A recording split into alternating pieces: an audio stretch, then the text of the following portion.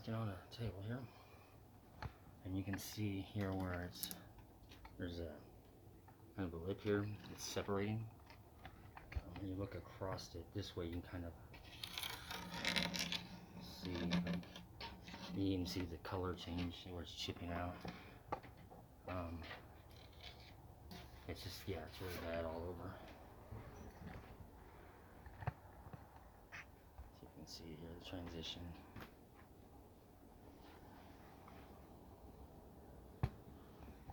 Yeah, it's pretty bad. So what we're going to do is,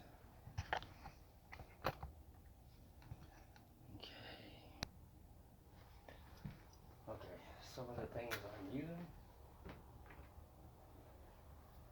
Polyacrylic, amazing. $20 at Lowe's.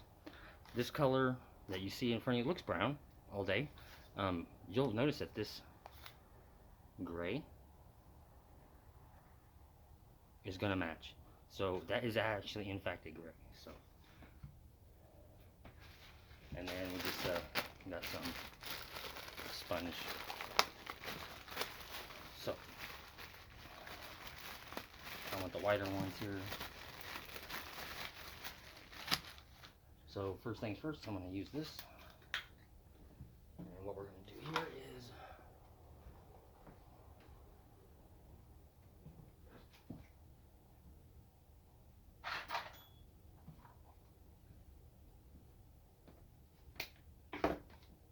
fill in those lifted areas, like this one right here. So I'm going to go right along it.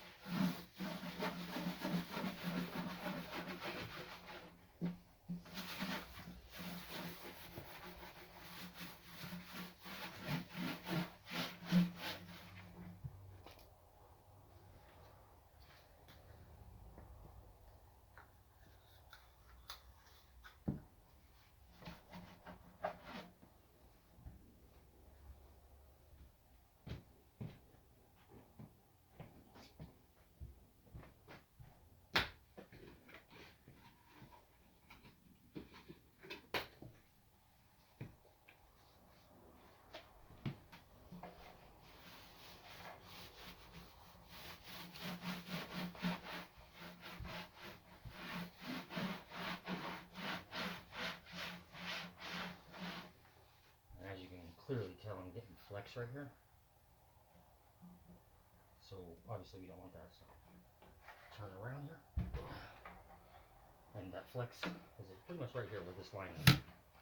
So I'm kind of curious how deep in it goes. Or if it's, there should be more than enough there to grab. So there's a few things we could do here, but what I'm going to do is go the straightforward route. Screw to this side, tap right in.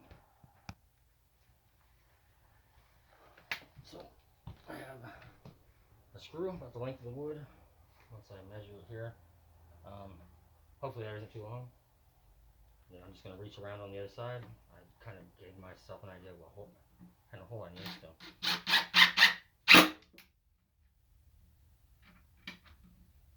Now,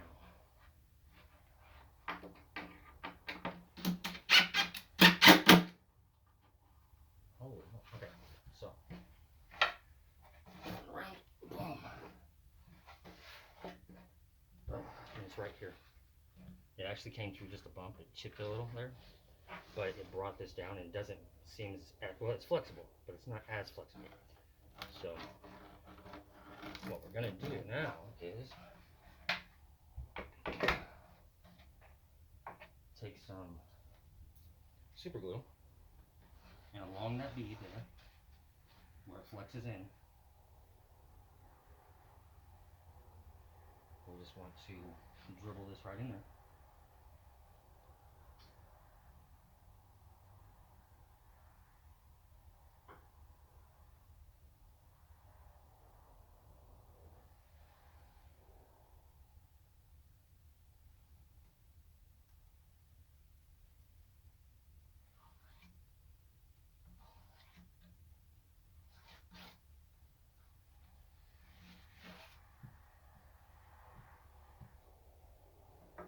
We'll just go around, see if we get any flex in any other sections.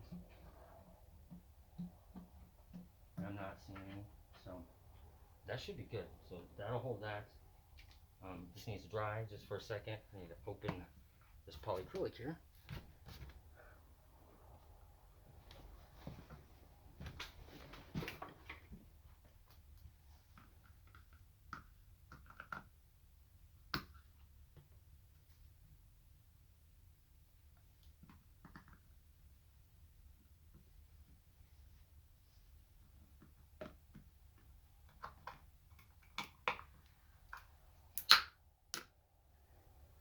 Polyacrylic. And it's kind of a milky looking, and that's all right, but we don't want to shake this up. Never shake this stuff up. Big no-no. So now we just need to stir it up. And you want to stir slow. You don't want to go crazy with it. I mean, just as long as you don't get bubbles in it. That's really what it comes down to.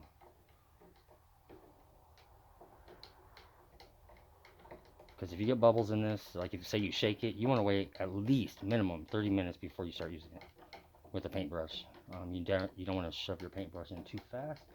You shove your paintbrush in too fast and you get, again, bubbles. So they're not the end of the world. They can be taken out, but it's a little bit more of a process. And I'm trying to make this like a super fast solution for someone like that's on a timeline because who knows what reason. So right here, where it came through a little, I'm gonna grab some more of this. Just a little down there.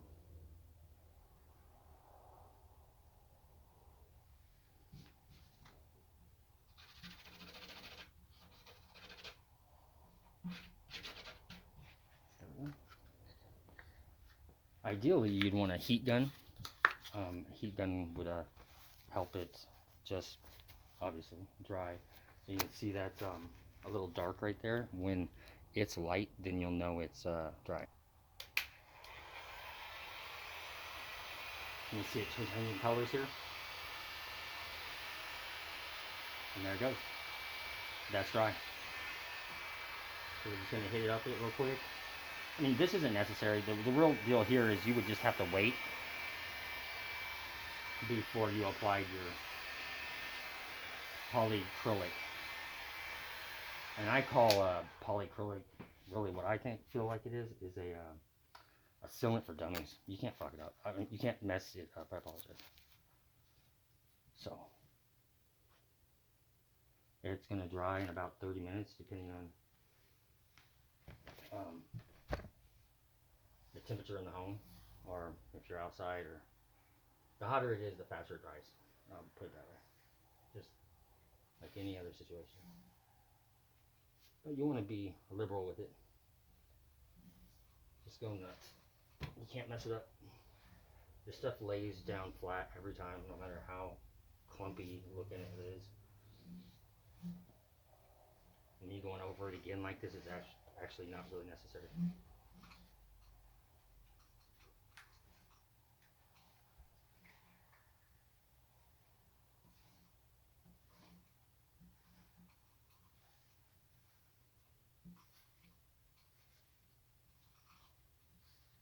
This color I'm putting on is a clear satin. It is the standard for furniture, basically. I mean, most 90% of what you deal with when it comes to furniture, the finish is always a clear satin. 99% of the time, whether it be red, blue, green, the clear satin is what the finish is, what the shine is, or reflectedness. Right now it looks a bit aggressive. I don't know if you see that in that video or that camera, but so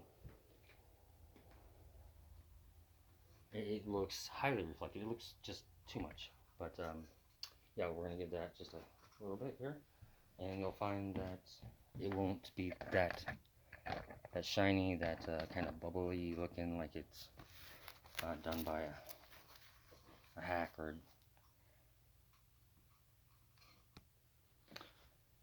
So that's the first coat, pretty much dry. And here we go. I mean, it's not all the way, but really close. You see what I'm saying? It's just, it pops, but it's not too much. I very much believe that you're going to see some gray lines in there that we don't see with the naked eye, but you do see on the camera. When in person, that does not show what I'm seeing in that camera. That camera is a high-end camera. I know that. High quality. So it takes great videos, so it's going to show stuff that we can't normally see. But to give you an idea, this is how you can't even mess it up. See what I'm saying? I'm just going to have fun with it in a sense, because I want to do it like someone that's never done it before. You can't mess this up. If you mess this up, you want to mess this up.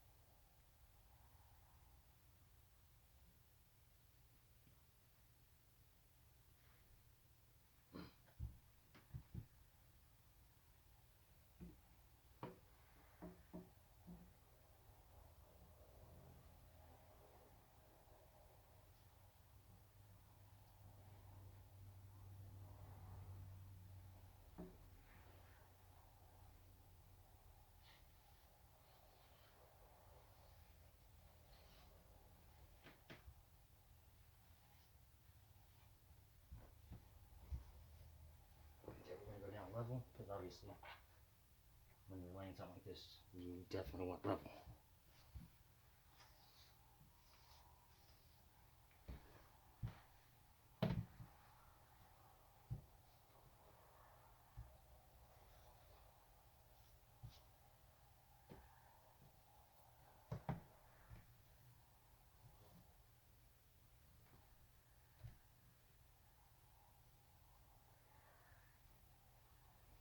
So everything that you see white is going to dry clear. So ultimately, when when you have a lot on here like I do right now, you're gonna get a smooth top. This stuff's gonna lay flat across all these little grooves and create a flat surface, not a bumpy surface, a surface you can actually write on.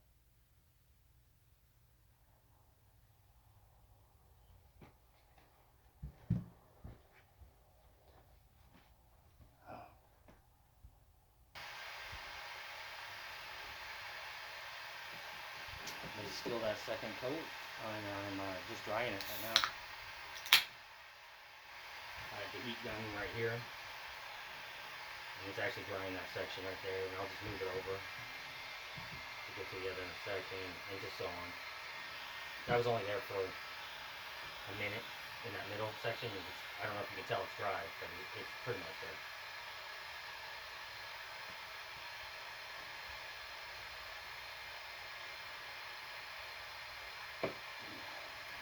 This might be the last coat I put on it. I might touch it one more time and just let it naturally dry versus forcing it dry. Sometimes I feel like I get a better finish when it just dries on its own.